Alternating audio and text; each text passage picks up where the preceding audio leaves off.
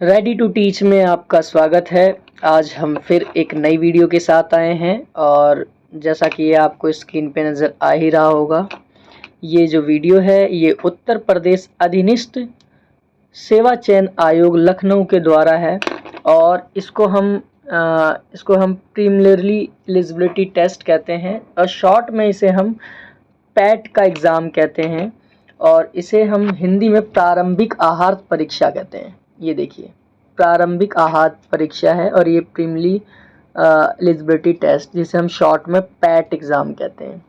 और आप सबको पता है यूपी SSSC इसको कंडक्ट कराता है, इस एग्ज़ाम को, और इस एग्ज़ाम को कंडक्ट कराता है।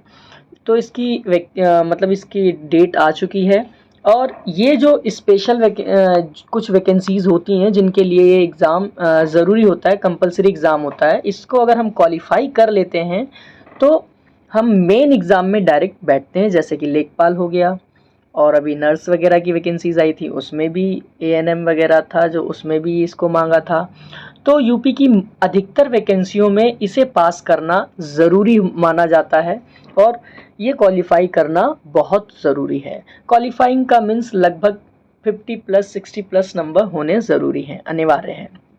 आइए अब इसकी बात करते हैं कि ये कब, कितनी तारीख से स्टार्ट होगा और इसकी लास्ट डेट क्या है, आप कब तक इस फॉर्म को फिल कर सकते हैं और एग्ज़ाम्स डेट इसकी क्या है। तो आइए हम जानते हैं। इसमें सबसे पहले अगर हम बात की जाए तो हम ऑनलाइन आवेदन शुल्क जमा करने की 28/6/2022 बताई गई है, ठीक है। लेकिन ऑनलाइन आवेदन शुल्क जमा और आवेदन सबमिट की अंतिम तिथि जो है वो है 27/7/2022, मतलब 27 जुलाई तक आप आवेदन सबमिट कर सकते हैं, ठीक है। और जो भी आवेदन आपने सबमिट किया है उसमें अगर कुछ संशोधन का मतलब होता है त्रुटि या कुछ बदलाव करने हैं तो उसके लिए आपको 3/8/2022 यानी 3 अगस्त को आपको मौका मिलेगा। आप दोबारा इस एप्लीकेशंस में जो त्रुटि हुई है उसको हम सुधार सकेंगे। तो कुछ इस तरीके से इसमें बताया गया है। तो आइए हम आगे बढ़ते हैं, फटाफट जानते हैं इसमें क्या क्या चीज़ें हैं। आप सब जानते हैं कि ये 27 के अंदर विलंब शुल्क 7 दिवस के अंतर्गत 3/8 तक अनिवार्य रूप से करा लिया जाएगा, ठीक है। और ये किसके लिए, वैकेंसीज़ के लिए बहुत ज़्यादा ज़रूरी है। ये समूह ग के पद भर्ती और द्विस्तरीय परीक्षा प्रणाली अपनाए जाने हेतु अनुमोदन प्रदान किया गया है, ठीक है। ये जो दो परीक्षाएं होती हैं, 2-3 परीक्षा होती हैं, उसके लिए इसको वैधताएं दी गई हैं।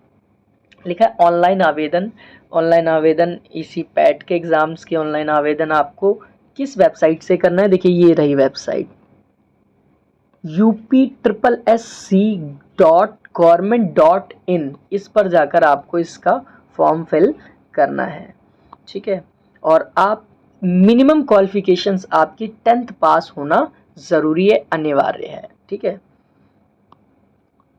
और अगर हम आगे बढ़ते जाएं तो इसकी जो परीक्षा है वो सितंबर में पूर्ण रूप से प्रस्तावित नहीं है, जैसे ही होगी आगे क्लियर कर देंगे। लेकिन इसकी परीक्षा जो होगी वो इसी बीच होगी।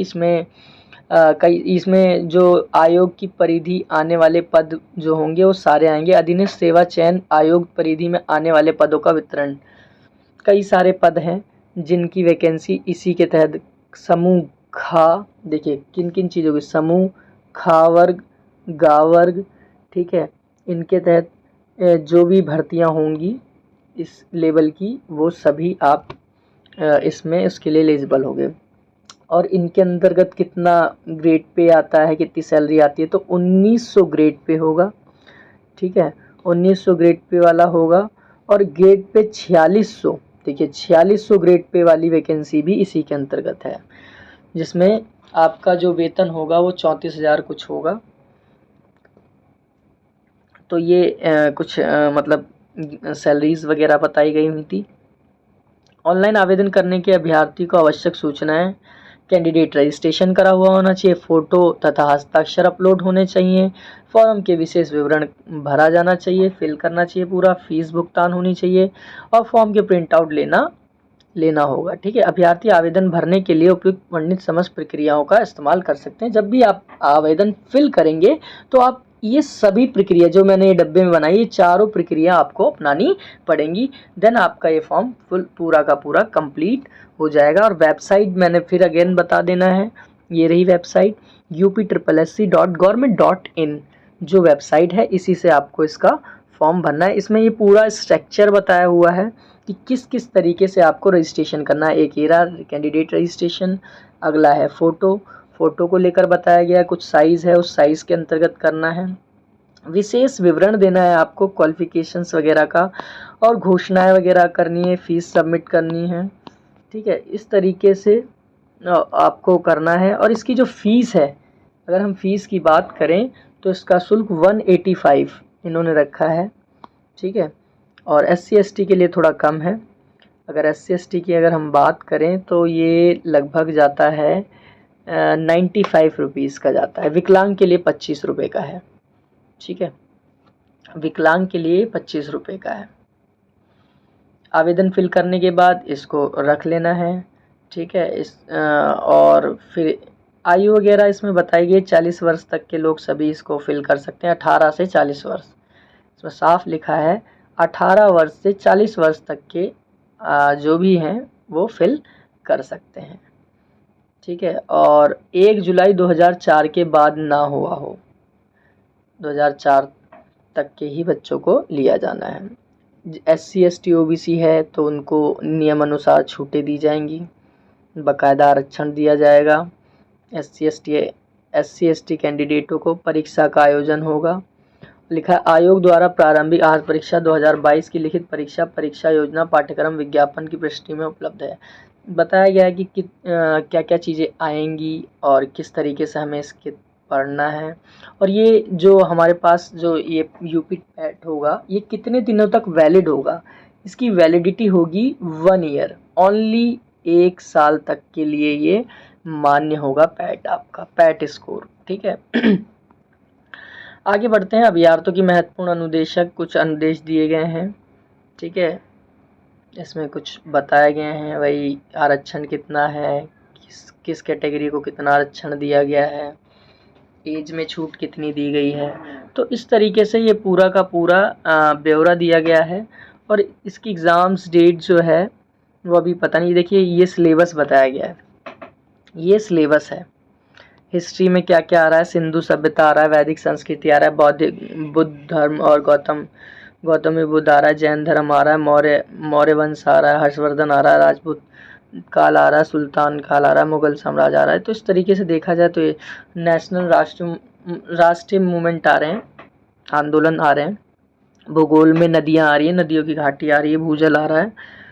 तो इस तरीके से देखें तो ये पूरा का पूरा सिलेबस बताया गया है। ये सारा का सारा मतलब इस एग्ज़ाम में पूछा जाना है और इसी से रिलेटेड क्वेश्चन आएंगे। और जो ये पढ़ाई जो होगी वो बुक्स जो होगी NCERT बुक से होगा।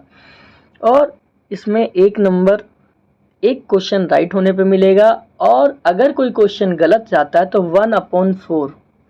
1/4 यानी देखें तो 0.25% की कटौती होगी। अगर आपका कोई क्वेश्चन गलत जाता है तो 0.245 की कटौती होगी।